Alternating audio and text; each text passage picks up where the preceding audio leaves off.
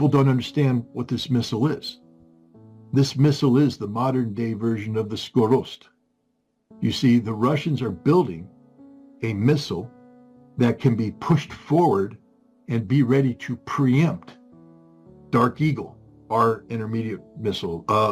The Russians just put the Mark 41 Aegis Ashore on notice in Poland. That is a target. The target that will destroy it is this. Look at what this was. This is a missile that makes use of not the YARS, which is what the Rubiège, the RS-26, which this is derived from, used the YARS first stage. This uses the Cedar first stage, the Cedar. Now, most people don't know what the Cedar is, but the Ukrainians just came out and said that it's the Cedar. How would they know? Well, they have the debris. And on the debris are serial numbers. And the serial numbers show what the booster was. This is the most modern booster that the Russians have. Similar in size to the ours, so as it doesn't change the configuration of the system, but it has unique solid fuel principles that allow the missile to burn in variable speeds, making it impossible to target. The other thing it does is it has it doesn't use traditional MIRVs. I keep hearing people say multiple, independently targeted warheads. That's not what this was, not at all. This is the new system. The new system is, instead of a bus, a plate, so to speak, where the warheads are attached, that separates from the missile and then comes in and releases the warheads to their target on a trajectory, though, because it's still moving as this happens. What we have now is independent mini missiles that are there, and they fire themselves. So the first stage takes it up, second stage puts it in, and then you fire these independent missiles.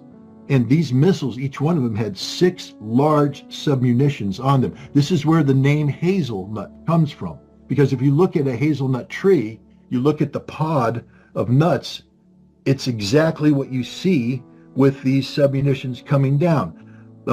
This missile was developed specifically to take out Dark Eagle missile arrays. If you take a look at the layout, the footprint of the Dark Eagle, where the radar is, where the command and communications are, where this missile is designed to annihilate that. People kept saying, where's the explosion? It's not meant to be high explosive. It's meant to be a kinetic kill.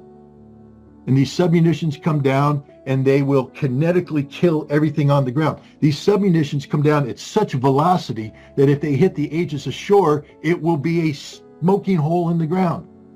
This is what this missile is designed.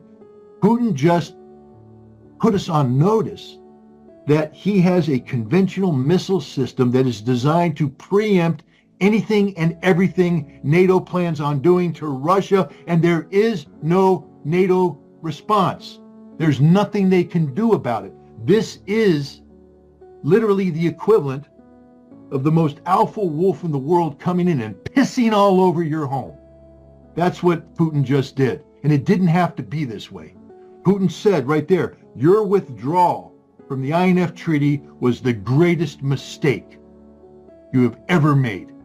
Because now you have compelled us to do this. And here we are. We didn't want to be here, but because of all the provocations you've done, we have checkmated you. And that's the case. I don't think the West has woken up to what has just happened. It is over. Over for the West. The only thing we can do is nuclear war. And sadly, we have somebody who believes that we can have a nuclear exchange. I just, again, want to have people reflect on what that means. It means the Biden administration is ready to sacrifice 100 million Americans for Ukraine. The Biden administration is ready to sacrifice 100 million Americans for Ukraine. Russia has released video threatening to missile strike every single major city in Europe. And this is taken so seriously that many news outlets are wondering if we're going to World War III.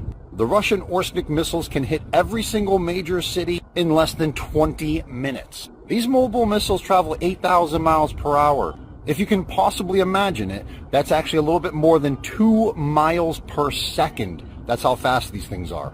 And yes, they can carry nuclear weapons. And that's why this is taken so serious. But why is this all happening? This is all happening because of the decision-making of our president, Joe Biden. Actually, Joe Biden's asleep. Secretary of State Anthony Blinken is really making all decisions. He's a dual citizenship. His real boss, Benjamin Netanyahu, keeps pushing all this because it's to Netanyahu's favor. The puppet Biden is only going to be in office for 2 more months. And the next president has already laid the groundwork for peace negotiations, and the war is going to be over. So now he's pushing the war machine on overdrive. Within a day of his party's loss, he's sending $6 billion to Ukraine, $5.2 billion in aircraft to Israel, and they're pushing and instigating as much as possible because they only have 2 months to do it. And this is just the beginning. It's going to get worse.